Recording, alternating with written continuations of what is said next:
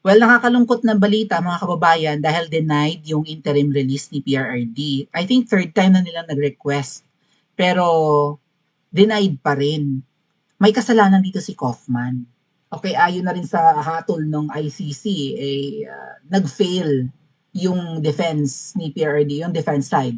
Okay, ang abogado ni PRD, ang counsel, ang defendant, nag-fail sa mga, 'di ba, sa mga kailangan para ma-approve itong temporary release ni PRRD. Pero syempre, lilika ito ng matinding galit sa mga Pilipino dahil nga yung pagpapakulong pa lang kay Tatay Digong hanggang ngayon hindi maka-move on, lalong-lalo na po ang mga nasa ibang bansa, lalo na ang mga kababayan natin, no, mga OFWs. Kasi most of the OFWs naka-monitor talaga sa mga nangyayari sa Pilipinas. So, 'di ba, tinitingnan talaga ng mga kababayan natin sa abroad na ano ba ang pagpapatakbo ngayon sa bansa natin. Kaya naman tayo nasa labas ng bansa dahil wala ngang future. Ano ba, umu-okay ba? Sa bawat araw ba, umu-okay ba ang bansa natin para one day magre-retire tayo sa Pilipinas ulit, ganyan.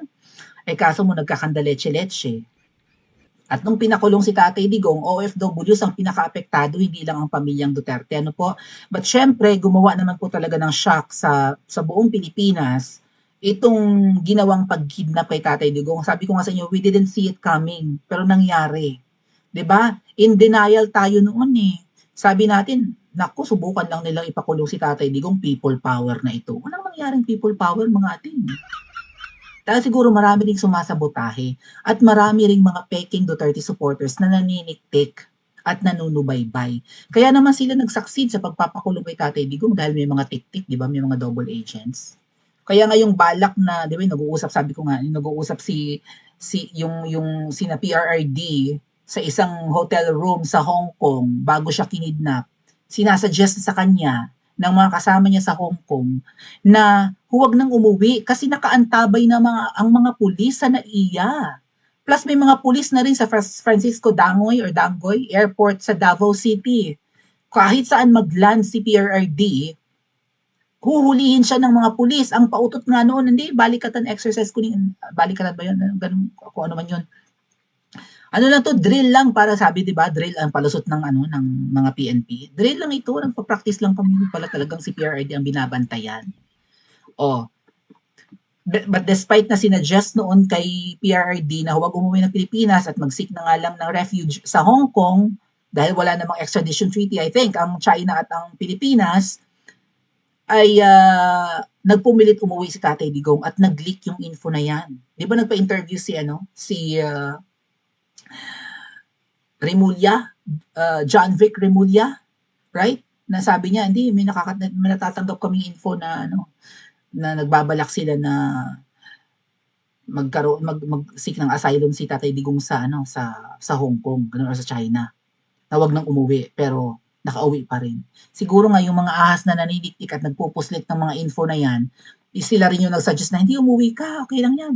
Ang korte naman ng Pilipinas hindi papayag na na illegal kang bitbitin or kung ikukulong ka naman sa Pilipinas lang, kaya parang okay lang kay Tatay Digong na, oh sige, hulihin niyo ako. At least sa Pilipinas pa rin, no? Hindi sukat akala ni Tatay Digong na bibit-bitin siya, di ba? And then ngayon nagre-request ng temporary release, hindi maibigay kahit na for humanitarian reasons. Di ba, may edad na matanda, na hirap ng sitwasyon, hindi naman tatakas. Pero hindi pinagbigyan. Kaya sabi ko nga sa inyo, Marcos Jr., sa bawat araw na hindi nakakalabas si Tatay Digong, padagdag ng padagdag ang galit ng taong bayan sa iyo. Tama kayo, there will be a day of reckoning, maniningil, ang hustisya, magbabayad ang mga may kasalanan, kahit na mabagal, pero one day, mauubos ang pasensya ng mga Pilipino. 'Di ba? At baka mas matindi ang balik sa iyo, Marcos Jr.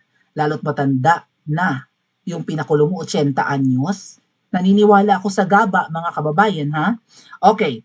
So, yung interpretation ng iba dito, mga ate at kuya, ay nagkulang din ang defense team ni PRRD. Sabi nga namin, si Kaufman inutil, dapat pinapaltan na. Biro mo, patapos na ang November, pagpatak ng December 11, 10 buwan lang nakakulong si Tatay Digong, or siyam.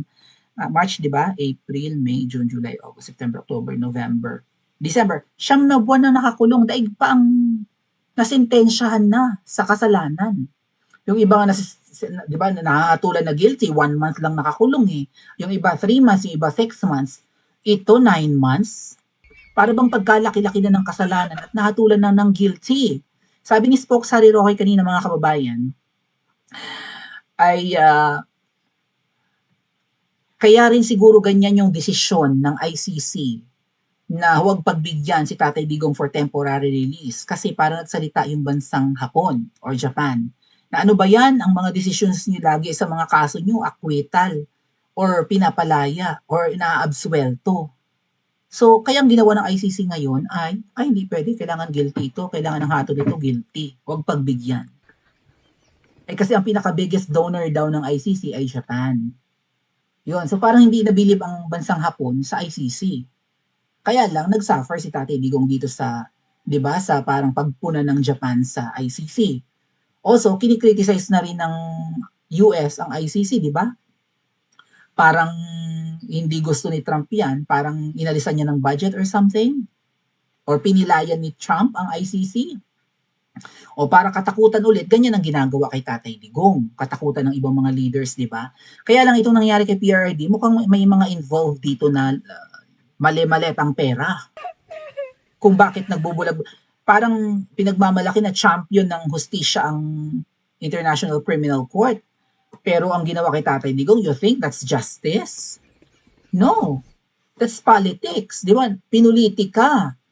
So, Marcos Jr., sabi ko nga, kailangang makalabas si Tatay Digong para maibsan ang galit. Baka kapapatawarin ng mga Pilipino eh. Pag nakalaya si Tatay Digong. Kaya lang, ang problema, mukhang paranoid talaga, no? Itong Niwi administration, natatakot siguro silang resbakan ng mga taong humingi ng ulo ni Tatay Digong sa kanyang pamumuno. Parang ganun siguro ang nangyari mga ate kuya, no? O sige, susuportahan namin ang candidacy mo noong 2022, no?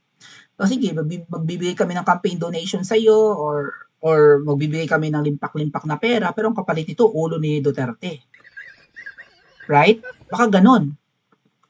Or maybe natatakot si Ngiwi na pag nakalabas si Tatay Digong, pupuna-punahin na naman siya, magsasalita na naman si PRRD, i-criticize ang kanyang pamumunong kainutilan, and mapapahiya siya lalo sa taong bayan. Which is which? Baka all of the above. Okay? So, itong isang kakilala nating abogado ay nagsalita patungkol sa kabiguan ng pamilyang Duterte at ng mga Pilipino na pansamantalang palayain si PRRD. At basahin ko lang, no? Ayan, from Attorney Nick Nangit, update daw kay PRRD ngayong araw. The Appeals Chamber of the ICC has rejected the appeal filed by the defense regarding the PTC's decision rejecting the request for interim release of PRRD. The judgment by the AC Appellate Chamber is highly questionable. Questionable. Sabi ni Attorney Nick, because it already presumes that PRRD is guilty.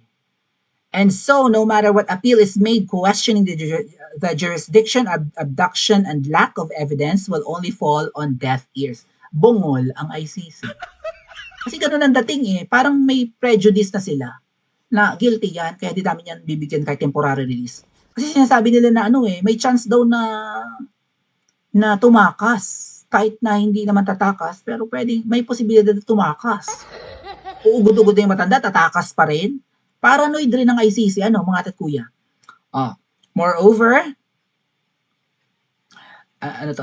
imagine that biased news reports are considered as evidence even without verification. Again, ang mga balita sa Pilipinas, ito yung mga news reports sa Pilipinas ang pinagbasihan ng kanilang desisyon na huwag pagbigyan si Tatay Digong. Alam naman natin na kritiko ni PRRD ever since ang mainstream media ng Pilipinas. Mapa TV, mapa radyo, mapa newspaper, kritiko lahat ni Tatay Digong. Ayun ang pinagbasihan ng desisyon ng ICC na huwag pagbigyan si PRRD. Kaso mo ganun ang korte nila, hindi katulad sa Pilipinas, Moreover, the defense counsel seems to only make conclusions without support, and the Senate resolution spearheaded by the inauthentic sister of her addict-branded president is useless. What does it mean? Wala ring kwenta yung ginawa ni Mangga. Mag-comment kayo sa mga Iminatics, mga ate at kuya. Yung mga vloggers na ikinampanya si Mangga, mag-comment kayo sa mga social media post nila. Oy, akala ko ba pag binoto namin si Aimee, mapapalaya. Di ba sabi nila? May nagsabi pa nga na pumunta si Aimee sa Dahig para, si Aimee ata, galing sa bibig ni Aimee, na pauuwiin na raw si Tatay Digong, siya mismo ang magpapauwi. Di ba ganon? Parang kailangan daw, yan ganyan kinampanya ng mga Iminatics at mga double agents at mga Team Alpotera si Mangga Iboto nyo si Aimee para makatulong siya sa pagpapalaya kay PRRD. Malaki ang silibag yan ang litanya, di ba? Malaki ang maitutulong ni Mangga kapag nakalaya. Kaya rin ibinoto si Mangga. And okay ng ina mo Mangga, kasama ng iyong mga tik-tik na mga ahas. Sa tingin ko, kaya ka rin ikinampanya ni VP Sara. Tama? Kaya inendorso ni VP Sara yung lintik na yan. In the hopes na matutulungan niyang makalaya si PRRD. O ano Mangga, kilos, pukin ang ina mo ka. Parang hindi ka na nag-investigate. Akala namin pag-upo mo kasi di ba Abril, panahon ng kampanyahan. Nagpa-Senate investigation si Mangga, imbis mga kampanya. Tapos kumbaga, ang pinararating niya, nagtatrabaho pa rin ako kasi nga mahal na mahal ko, parang tatay ko na rin siya. Nakikita ko ang aking ama kay PRRD, ganun-ganun siya, di ba? Drama-drama, ang puro ek-ek na yawa. Kaya, you were not called by Ma'am Hanilet ek-ek for nothing.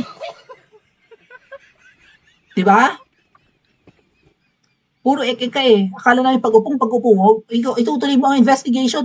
Hanggang ngayon, wala pa rin. Magpapasko na't lahat. Mangga. Napakinabangan mo na ang boto ng mga Duterte supporters. Dahil sa pambubudol din ng mga kakilala mong vloggers at mga Iminatics na yan. Malaki talaga ang magiging role ni Mangga sa paglaya ni Tatay Digong. Siya ang magpapalaya kay okay ng ina mga budolero. Kaya isumpa niyo yung mga vloggers na sumasamba kay Mangga. Isumpa niyo yung mga hayop na yan, pagmumurahin niyo. Dasalan nyo, diba? Pagtirikan nyo ng kandilang itim yung hayop na yan. Should Kaufman still be retained, having failed several times in a row? Even Attorney Nick, umiimik na ngayon, Abogado to. Ay, naku, Attorney Nick, aatakihin ka ng mga ng Team Alpotera at saka ng mga double agents. Kasi sambang-samba kay Kaufman. Diba? Pinuna ng Team Alindog. Pinuna namin. Yung kainutilan ni Kaufman, inaway kami ni Nachupanga na yan. Inaway kami nung Aldog and the Chipmunks. Inaway kami ni Libag. Sinasabotahe pa raw namin. Ba't pinapakailaman daw namin? Gusto raw namin. Wala daw kaming tiwala. Ang galing-galing daw ni Kaufman. Ganyan-ganyan.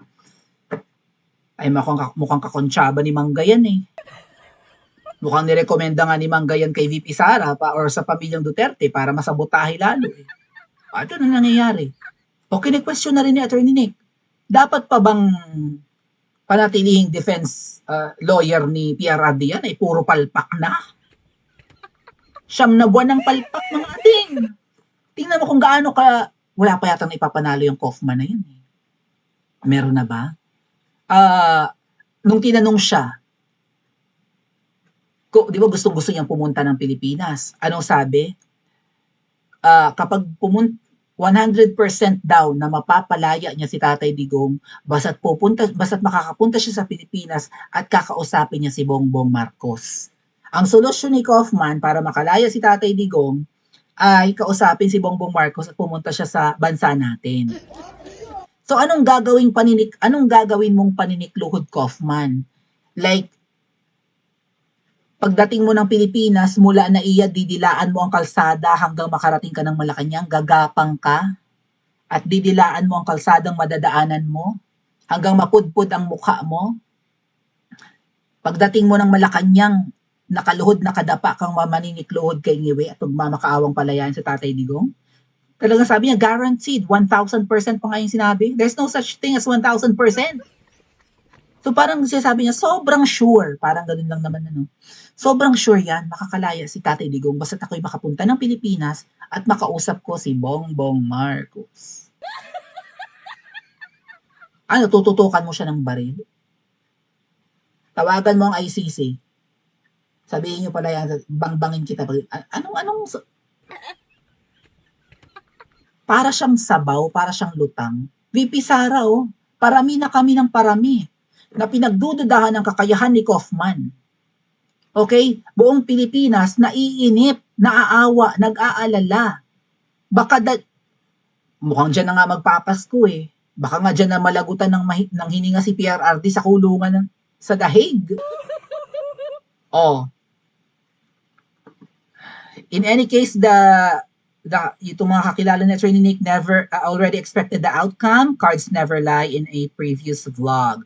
The Duterte family has also issued a statement respecting the appellate chamber judgment. Sadly, it is doubtful that there is another form of appeal or reconsideration in that dubious organization.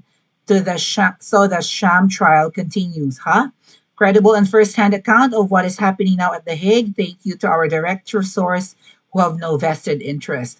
May mga kakilala si Attorney Nick sa, just like mga tatkuya, may mga kakilala si Attorney Nick sa The Hague na nagbibigay siya sa kanya ng info kung ano yung nangyayari doon at kung sino yung mga totoong supporters ni Tatay Digong doon at kung sino lang yung mga nanggagamit. Yung iba doon ngayon, vlogger-vloggera na, lalo't yung Chipmunk ay nasa Pilipinas yata. So yung mga makamangga na mga Duterte supporters ko, na dati bumibisita lang sa Duterte Street, nagba-vlogger-vloggera na rin. Kasi nga, syempre, ang mga Pilipino nag-aantabay kung ano na ang update sa ICC at may mga Pilipino roon, na lagi napunta. So, sila na ngayon ang nagbibigay ng update, vlogger na rin sila. Dumami nga yung mga vloggers dun dahil kay Tatay Digong. Tapos yung mga vloggers na yan na vlogger-vloggeran, bilib na bilib kay Kaufman, sambang-samba kay Kaufman. Magaling si Kaufman. International news, international lawyer, kuning-kuning kung anik-anik pa. Nakalaya sa Tatay Digong. Temporary release na nga lang, di mo pa may panalo eh. Isigit ko lang dito yung post ni Mahal na Reyna, basahin ko lang So ilang appeals ba ito mga tatkuya? Ang dami, Anyway, sa first ground, sabi ng korte, binabanatan pala ng defense ang maling legal standard. Pinipilit nitong si Kaufman na patunayan na hindi mangyayari ang risk, ang standard ng korte is posibleng mangyari. Okay, binago nila ang issue at ang binira nila ngayon yung issue na pinipilit nila at hindi yung sinasabi ng korte. Sabi ng court, ang kinokontra daw ni Kaufman ay ang ebidensyang legal na manggamitin, mga news, ganon. So, ang nangyari daw, sabi ng korte, which is really a red herring fallacy, ang inaatake ng defense ay ang source instead of yung totoong issue. Hay nako. Hindi daw binigyan ni Kaufman ng importansya or kinda like ignored, parang ganon, ang tunay na kapangyarihan at network of supporters. Parang sinabing wala naman siyang impluensya. But there is daw, sabi ng korte. Kasi nga naman, former president plus mayor plus loyalist plus contacts, hello. So denial of reality ang nangyari dito. These are the inconvenient facts daw, pero dahil nga parang ini-ignore, parang nagmukhang mahina ang kaso. So parang binabaliwala ni Kaufman. Kaya, di ba, fail. The defense failed to kinemilatik, ganon. Tinawag na irrelevant ang mga factors, ginamit ang health condition bilang magic eraser, parang sinabing may sakit, wala ng risk, wala raw legal rules na automatic release pag may sakit, ganon. Anyway. Ayaw namin sa desisyon ng court, appeal to imo si Kaufman, syempre hindi appeal ang tantrum, ang hindi legal ang argument, hurt ang feelings, yada. Sinabi ng palitan ang Kaufman na yan. Nagkamali ba ang Team Alindog? Palitan na yung Kaufman na yan. Kaya lang, hindi tayo miyembro ng pamilyang Duterte. Although gusto nating palitan si Kaufman, ang magde-decide niyan, sina VP Sara pa rin. Pero sa ating mga nag-oobserba, nag-aalala tayo na baka doon na malagutan ng hininga si PRRD. Plus, nasasayang din yung resources ng mga Duterte. Diba?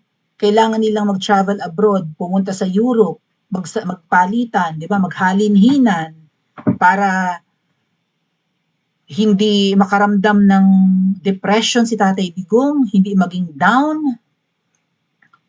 Tapos itong International Criminal Court, walang humanitarian consideration kay PRRD.